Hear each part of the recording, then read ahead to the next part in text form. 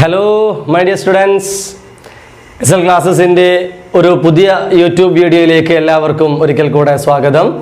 +1 ഫിസിക്സിൻ്റെ ഒരു വീഡിയോ ആണ് ചെയ്യാൻ പോകുന്നത്. എനിക്ക് തോന്നുന്നു +1-കാർക്ക് വേണ്ടി വീഡിയോ ചെയ്തിട്ടിപ്പോൾ 10 ദിവസത്തിലും അധികം ആയി എന്നാണ് തോന്നുന്നത്. നിങ്ങളുടെ പബ്ലിക് എക്സാം തുടങ്ങി ഫിസിക്സ് നടക്കേണ്ടിയിരുന്നത് മാർച്ച് 25-ാം തീയതി ആയിരുന്നു. അപ്പോൾ അവസാനത്തെ കുറച്ച് വീഡിയോകൾ ആ എക്സാമിനോട് അടുത്ത ദിവസങ്ങളിൽ അപ്ലോഡ് ചെയ്യാം എന്നുള്ള ഒരു ഉദ്ദേശത്തിൽ നിൽക്കുമ്പോഴാണ് വളരെ അവിചാരിതമായിട്ട് നമ്മുടെ പരീക്ഷകൾ ഇപ്പോൾ സ്റ്റോപ്പായി നിൽക്കുകയാണ്. COVID-19 എന്ന വലിയ ഒരു വിപത്തിനെ നമ്മൾ മുന്നിൽ കണ്ട് അതിന് വേണ്ട പല മുൻകരുതലുകളും എടുത്ത് നമ്മളിപ്പോൾ എല്ലാവരും വീട്ടിൽ ലോക്ക്ഡൗൺ ആയിട്ട് നിൽക്കുന്ന ഒരു സാഹചര്യമാണ്. ഓക്കെ, എന്തായാലും പരീക്ഷകൾ നടക്കും. ഈ ഒരു ബുദ്ധിമുട്ടുള്ള സമയങ്ങളൊക്കെ കഴിയും. പരീക്ഷകൾ നമുക്ക് കണ്ടിന്യൂസ് ആയിട്ട് തുടർന്ന് നടക്കും, ഉറപ്പായിട്ട് നടക്കേണ്ടതാണ്. പല കുട്ടികളും പരീക്ഷ ഉണ്ടാവുമോ എന്നൊക്കെ സംശയങ്ങൾ ചോദിക്കുന്നുണ്ട്. അങ്ങനെയൊന്നും ചിന്തിക്കേണ്ട, പരീക്ഷ എന്തായാലും ഉണ്ടാകും. അപ്പോൾ ഇപ്പോൾ കുറച്ചായിട്ട് നിങ്ങൾ പഠനത്തിൽ നിന്നൊക്കെ കംപ്ലീറ്റ് ഇങ്ങനെ ടച്ച് വിട്ട് നിൽക്കുകയായിരിക്കും അല്ലേ. കൂടുതൽ ഇങ്ങനെ ദിവസങ്ങൾ നിങ്ങൾ പഠനത്തിൽ നിന്ന് മാറി നിന്നാൽ നമ്മൾ പഠിച്ചു വെച്ചതൊക്കെ മറന്നുപോകും. അതുകൊണ്ട് നിങ്ങൾ അങ്ങനെ ചെയ്യരുത്. ദിവസവും കുറഞ്ഞ ഒരു സമയം കുറച്ചെങ്കിലും നിങ്ങൾ എന്തെങ്കിലും വായനയും പഠനവും ഒക്കെ ആയിട്ട് നിൽക്കണം. അതോടൊപ്പം ഈ അവസാനത്തെ ഭാഗങ്ങളിൽ നിന്ന് ഓസിലേഷൻസ് ആൻഡ് വേവ്സ് ഈ ഒരു ചാപ്റ്ററിൽ നിന്ന് കുറച്ച് പ്രോബ്ലംസ് ചെയ്യുമോ എന്ന് ചോദിച്ച് കുറേ കുട്ടികൾ വിളിക്കുകയും മെസ്സേജ് അയക്കുകയും ഒക്കെ ചെയ്തിരുന്നു. അപ്പോൾ അതിൻ്റെ അടിസ്ഥാനത്തിൽ ഓസിലേഷൻസ് വേവ്സ് എന്ന ചാപ്റ്ററിലെ ചില പ്രോബ്ലംസ്, ന്യൂമറിക്കൽസ് ആണ് ഈ ഒരു ചെറിയൊരു വീഡിയോയിലൂടെ ഞാൻ ചെയ്യാൻ ഉദ്ദേശിക്കുന്നത്.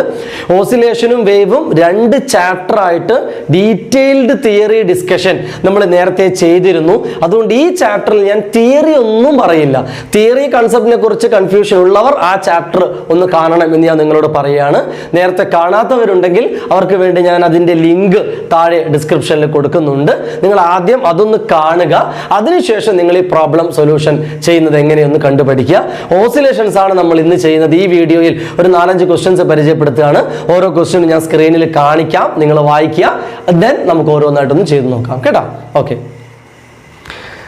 first question, the displacement y in centimeter of an oscillating particle varies with the time t in second according to the equation y equal to 2 cos 0.5 pi t plus pi by 3.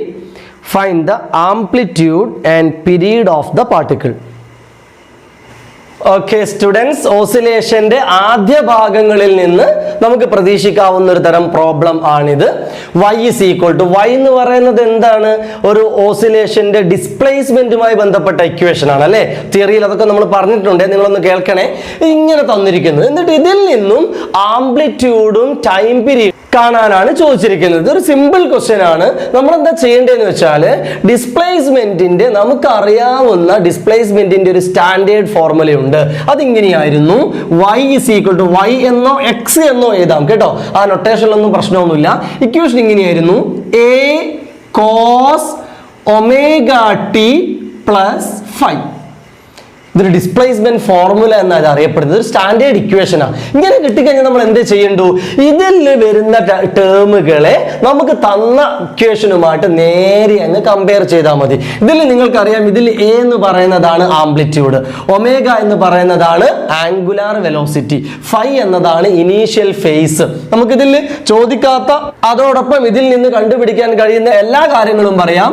ഈ എയുടെ സ്ഥാനത്താണ് ഇവിടെ 2 വന്നിരിക്കുന്നത്. അപ്പോൾ നമുക്ക് പറയാം amplitude എന്ന് പറയുന്നത് 2 ആ. ക്വസ്റ്റ്യനിൽ പറയുന്നുണ്ട് ആ ഡിസ്പ്ലേസ്മെന്റ് സെന്റിമീറ്ററിലാണ് എന്ന്.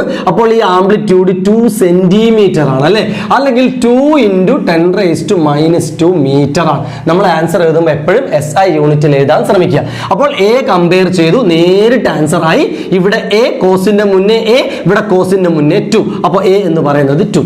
അടുത്ത നോക്കേണ്ടത് ബ്രാക്കറ്റിൽ ടിയുടെ കൂടെ നിൽക്കുന്ന ആളായിരിക്കും എപ്പോഴും ഒമേഗ. സ്മോൾ ലെറ്റർ ടിയോട് ചേർന്ന് നിൽക്കുന്നത്. ഇവിടെ സ്മോൾ ലെറ്റർ ടിയോട് ചേർന്ന് നിൽക്കുന്നത് ആരാ? സിമ്പിൾ അല്ലേ, 0.5 പൈ. ഇവിടെ ഒമേഗ. അപ്പൊ ഒമേഗ എന്തിന് ഈക്വലാ? അടുത്ത ഡാറ്റ നമുക്ക് കിട്ടുന്നു. ഒമേഗ എന്ന് പറയുന്നത് 0.5 പൈ ആണ്. ഒമേഗയിൽ നിന്നും നമുക്ക് ഫ്രീക്വൻസിയും കാണാൻ പറ്റും, ടൈം പീരീഡും കാണാൻ പറ്റും. ഫ്രീക്വൻസി കാണുമ്പോൾ നമ്മൾ ചെയ്യേണ്ടത്, ഒമേഗയുടെ നമുക്ക് അറിയാവുന്ന ഒരു ഇക്വേഷൻ ആയിരുന്നു 2πf, where f is frequency. F എന്നോ ന്യൂ എന്നോ പറയാം കേട്ടോ. അപ്പോൾ ഒമേഗയുടെ ഈ ഫോർമുല നമ്മൾ ആദ്യം പഠിക്കണേ. ഒമേഗ എന്ന് പറഞ്ഞാൽ എന്താണ്? 2πf. അപ്പോൾ ഒമേഗ 0.5 പൈ ആണെങ്കിൽ 2πf എന്ന് പറയുന്നത് 0.5 പൈ എന്ന് പറഞ്ഞൂടെ. അപ്പോൾ നമുക്ക് ഈ പൈ ആൻഡ് പൈ കട്ട് ചെയ്യാം. അപ്പോൾ എഫ് എന്താ? therefore എഫ് എന്ന് പറയുന്നത് ഈ 2 കൂടി ഇപ്പുറത്തേക്ക് പോയാൽ 0.5 ഡിവൈഡഡ് ബൈ 2 എന്ന് കിട്ടും ആൻസർ. അത് നമുക്ക് ഇങ്ങനെയും എഴുതാം. This is also equal to 0.25 അല്ലേ?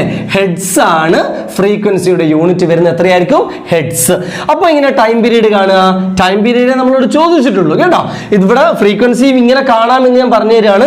ടൈം പീരീഡ് എന്ന് പറഞ്ഞാൽ എപ്പോഴും 1/, ഫ്രീക്വൻസിയാണ്. ഫ്രീക്വൻസി 0.25 ആണെങ്കിൽ 1/0.25.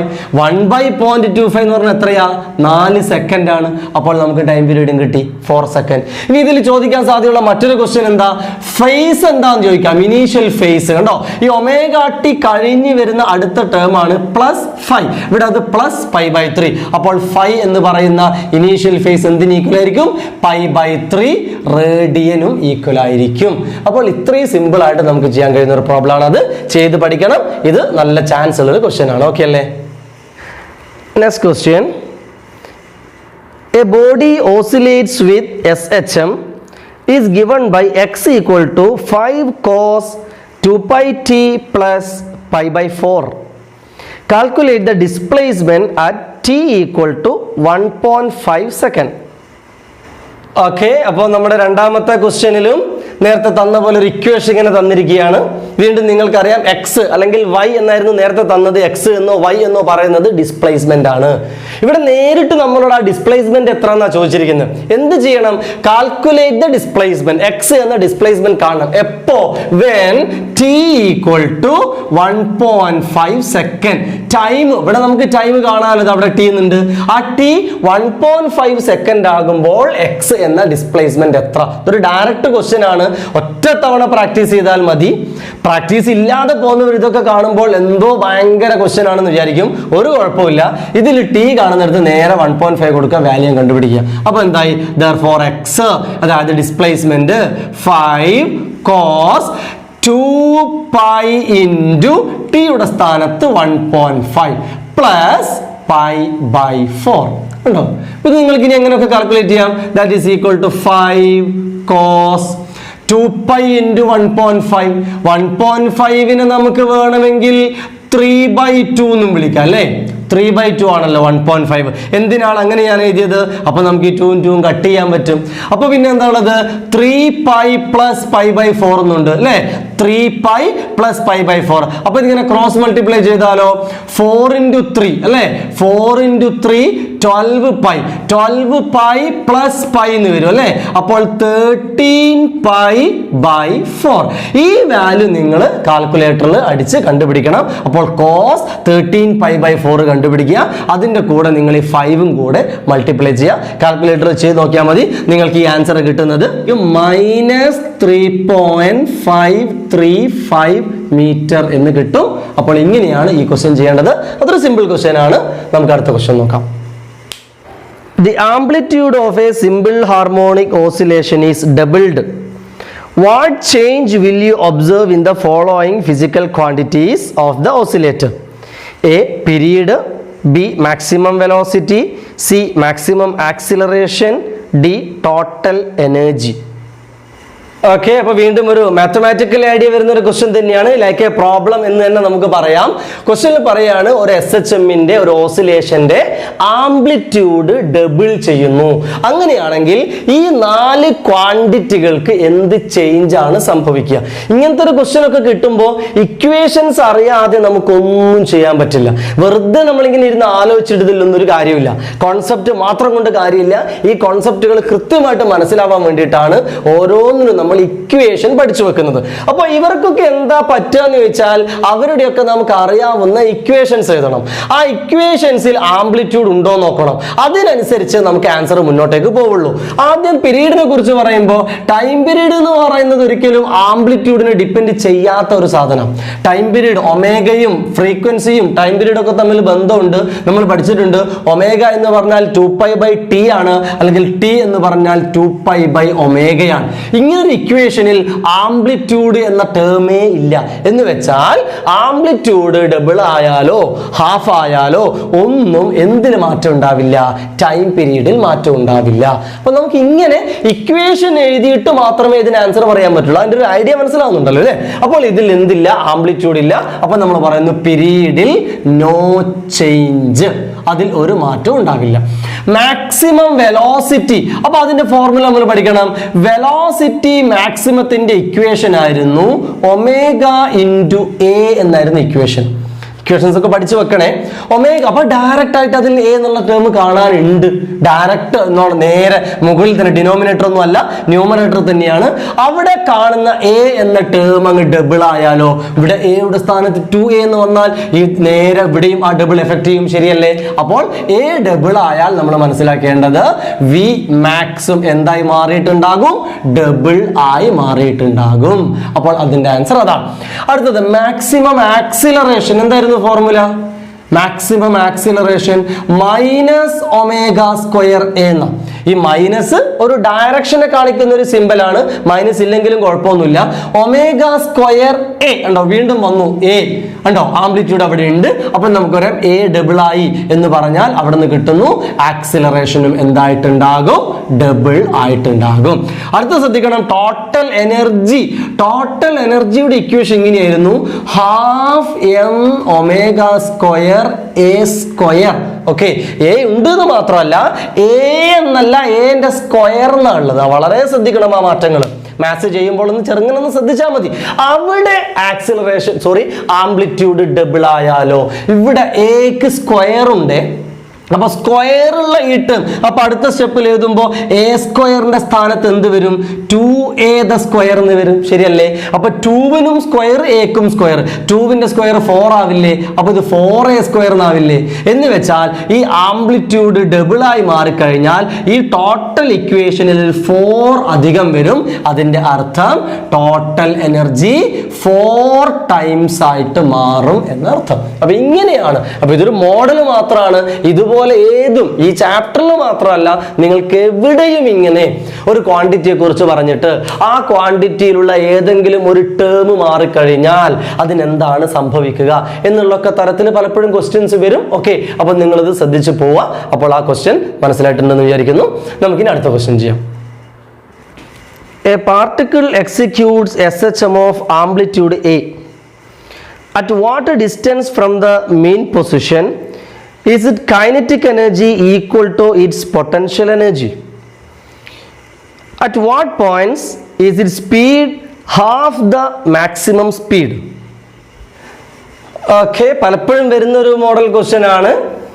ഓസിലേഷനുമായി ബന്ധപ്പെട്ടുള്ള ഈ ടേമുകളൊക്കെ നിങ്ങൾക്ക് അറിയാമായിരിക്കും. ഞാനൊന്നും കൂടി വളരെ ചെറുതായിട്ടെങ്കിലും ചില തിയറികൾ ഞാനൊന്ന് പറയുന്നു. ഒരു ഓസിലേഷൻ ഇങ്ങനെ നടക്കുമ്പോൾ, ടു ആൻഡ് ഫ്രോ മോഷൻ നടക്കുമ്പോൾ, ഈ സെന്റർ പോയിന്റിന്റെ പേരായിരുന്നു മീൻ പൊസിഷൻ അല്ലെ? 2 എൻഡുകളുടെ പേരായിരുന്നു എക്സ്ട്രീം പൊസിഷൻ. ബോഡികൾ അങ്ങനെ 2 സൈഡിലേക്ക് മൂവ് ചെയ്യാണ്. എനർജികളൊക്കെ അതിന് പല ഫോം മാറ്റങ്ങൾ സംഭവിക്കുന്നുണ്ട്. ചില പോയിന്റുകളിൽ കൈനറ്റിക് എനർജി നല്ലോണം ഉണ്ടാകും. ആ പോയിന്റാണ് മീൻ പൊസിഷൻ. മീനിൽ എത്തുമ്പോൾ കൈനറ്റിക് എനർജി ഏറ്റവും കൂടുതലായിരിക്കും.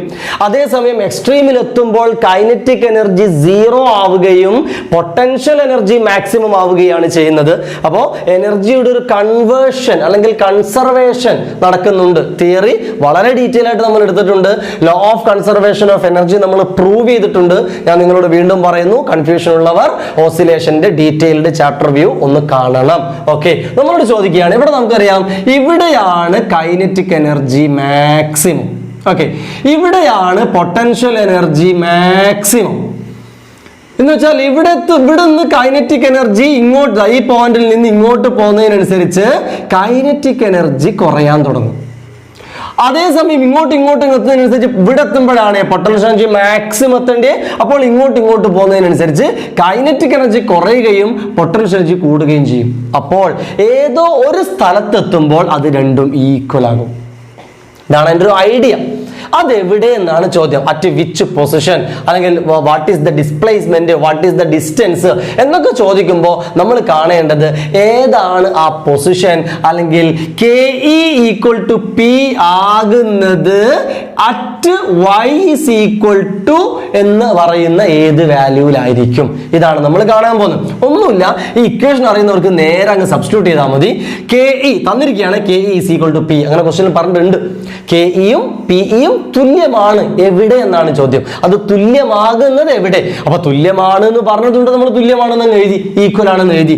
എന്തായിരുന്നു KEയുടെ ഇക്വേഷൻ ഇങ്ങനെയാണ്, half m omega square into a square minus y square that is equal. എന്താണ് Pയുടെ ഇക്വേഷൻ?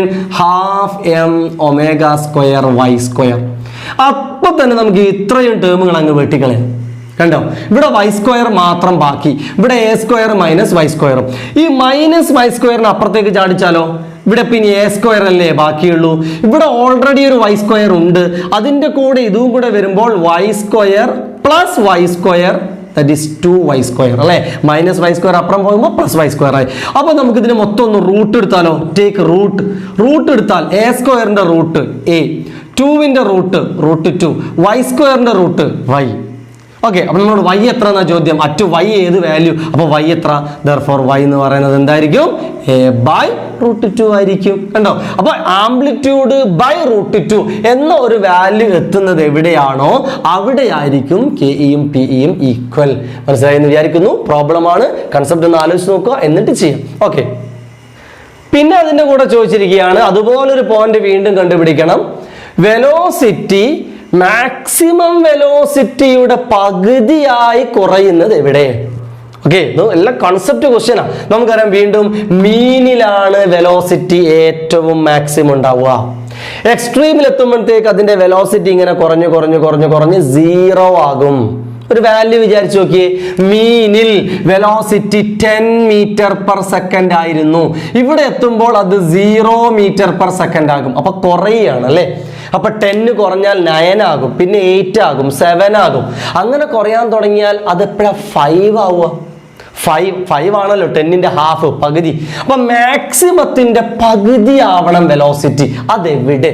അവിടെ അപ്പൊ നമ്മൾ കാണേണ്ടത് v equal to v half of v max at y equal to ഏത് പോയിന്റിൽ എന്നാ.